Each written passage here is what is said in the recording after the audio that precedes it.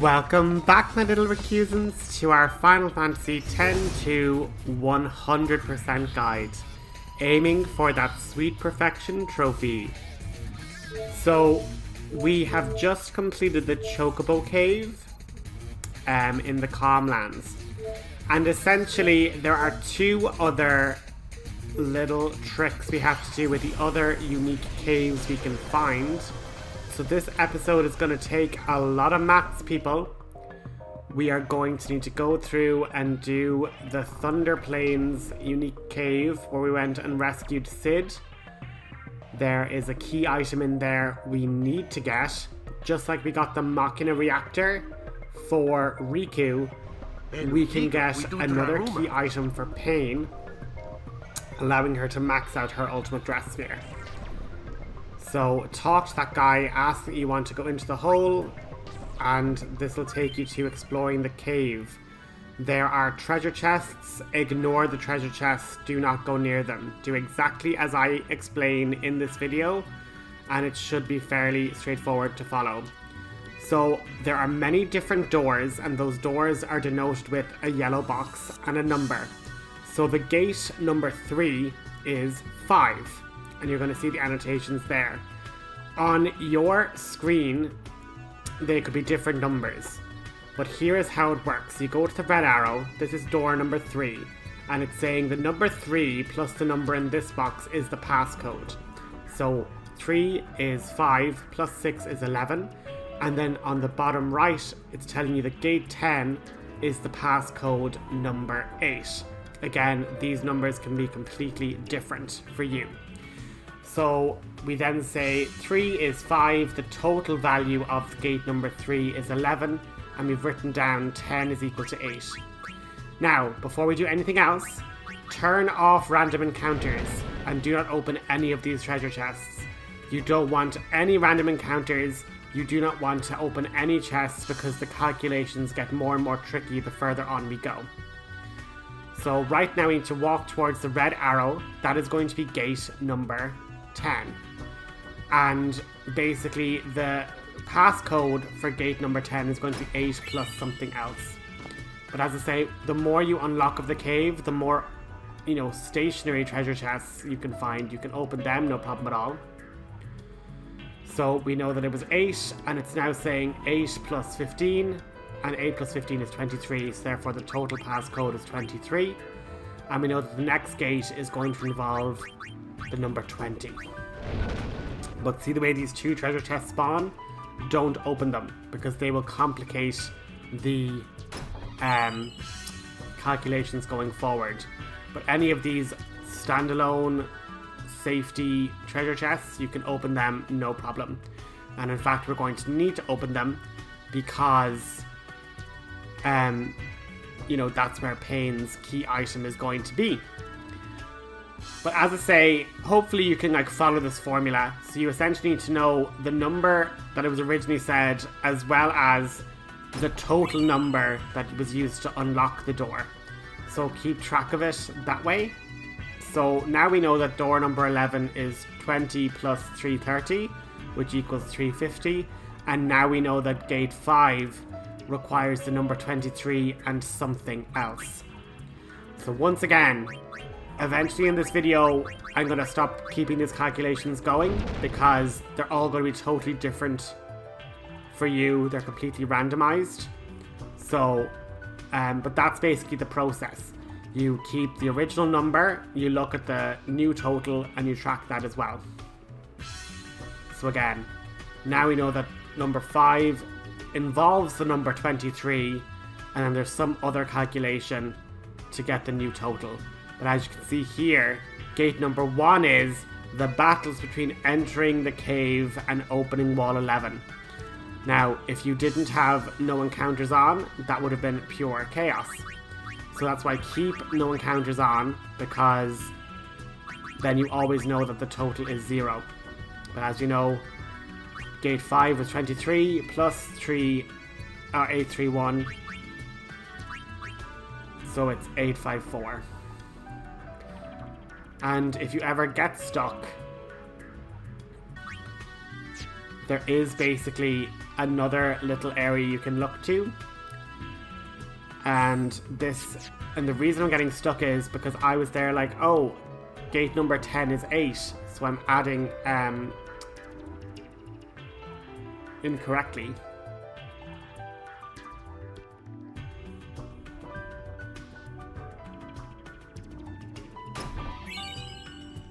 Just make sure you're taking it down very, very carefully. But there is a little button there, and that will tell you all the different codes for all the different walls. Now, I've been taking them down, but as I say, the total for wall 3 is 11, the total for wall 10 is 23, not 8. The total for wall 11 is 350. So when you go back and you key in 8, 5, 4, and then you know that the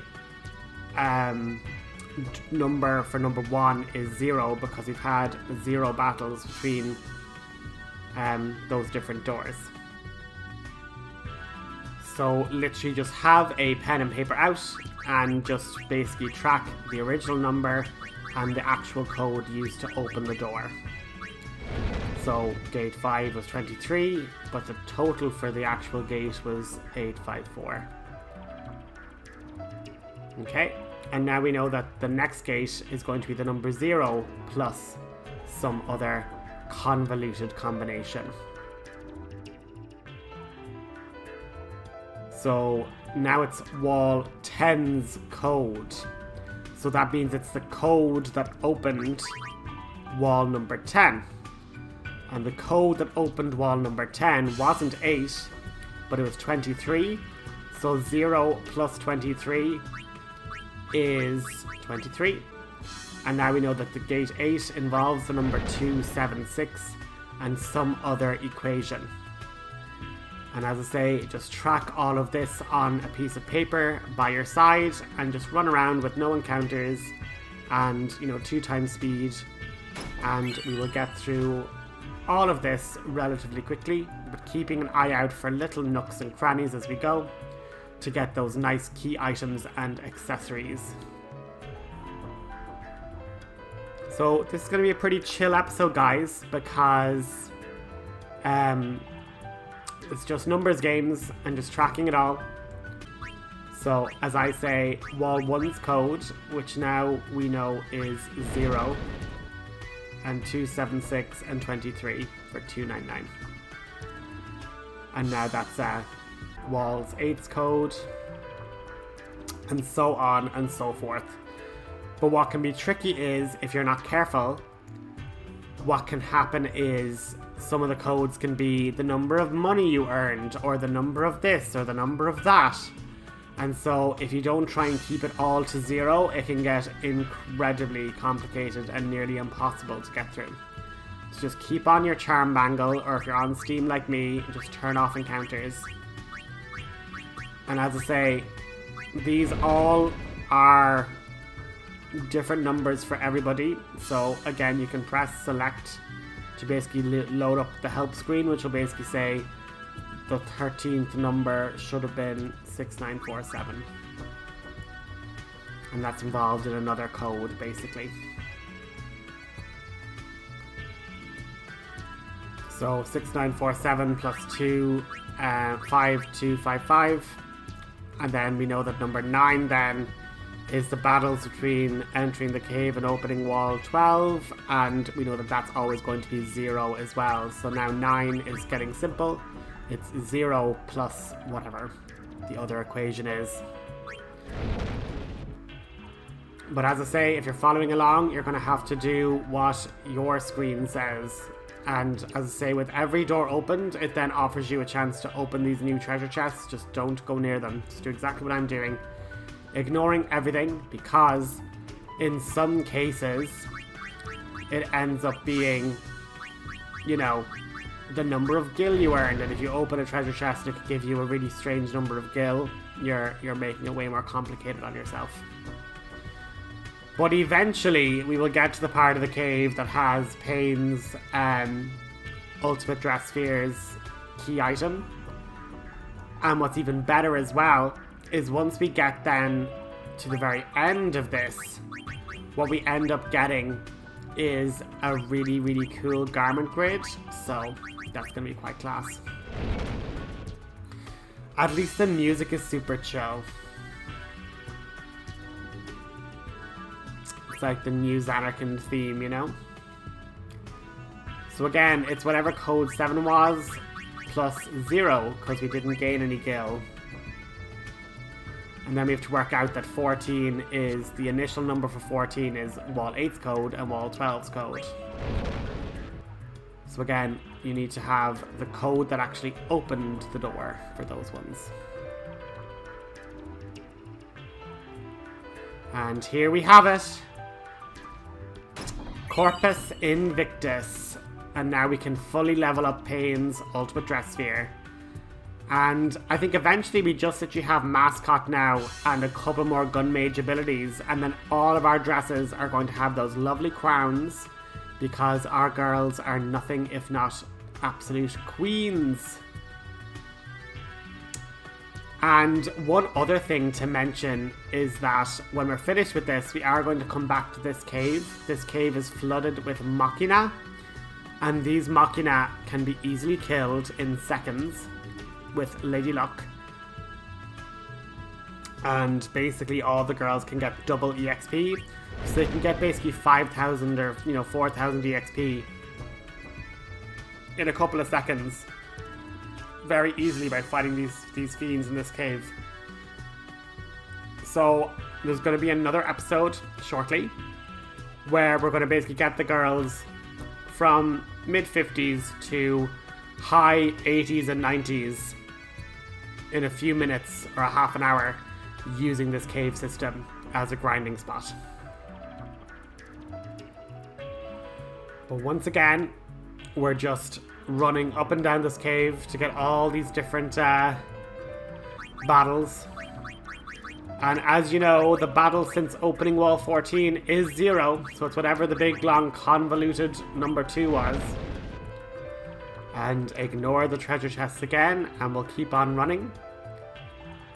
But at this point, I basically think the cave has been fully unlocked now. It's just the kind of final 2 little gates, and we'll end up getting an amazing garment grid, which is brilliant.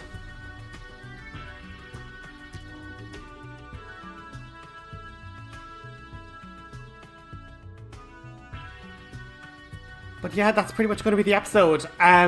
We're just in the final legs of unlocking. So basically, there's this challenge. There's another challenge that requires us to send, or another hidden dungeon, I should say, that requires us to send a chocobo there.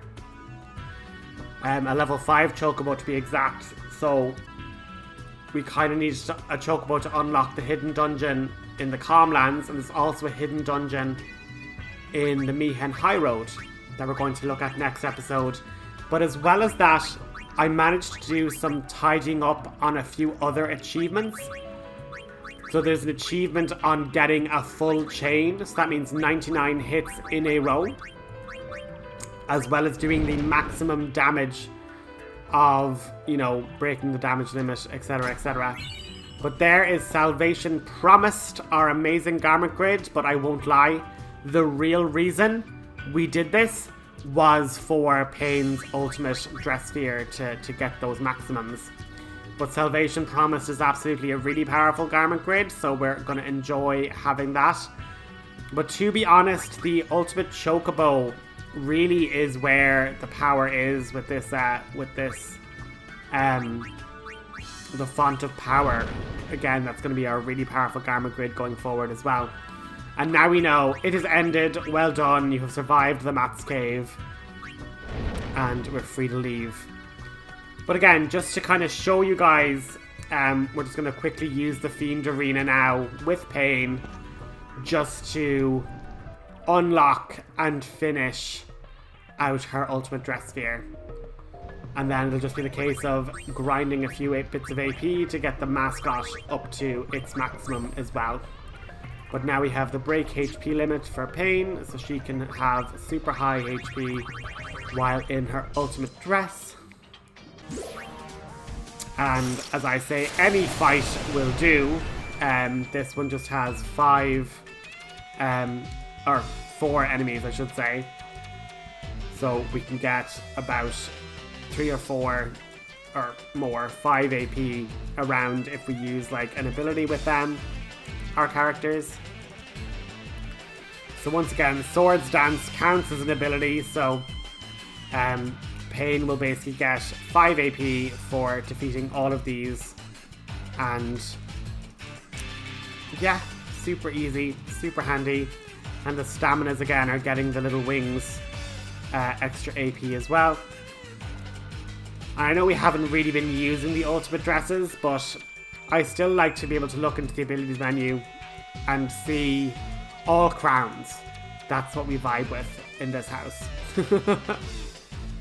But thanks so much for watching this episode. As I say, just keep track of all the numbers and keep your charm bangle on so you don't get encounters. It's a bit of a long-winded cave, but well worth the rewards that it offers. And next episode we're going to be spelunking into the new cave in the Meathead High Road. So I will catch you guys then. Hope you enjoy. Leave a like and a comment with what was the craziest number you ended up getting in the cave if you're playing along.